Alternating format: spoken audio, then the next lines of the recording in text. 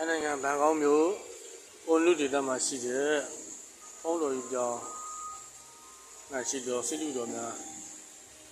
ဖြစ်ပါတယ်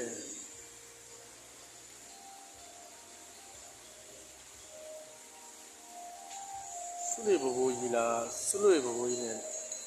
ဒါနည်းနည်းစင်တူလာလားဆုလေဘိုးကြီးလားမသိဘူး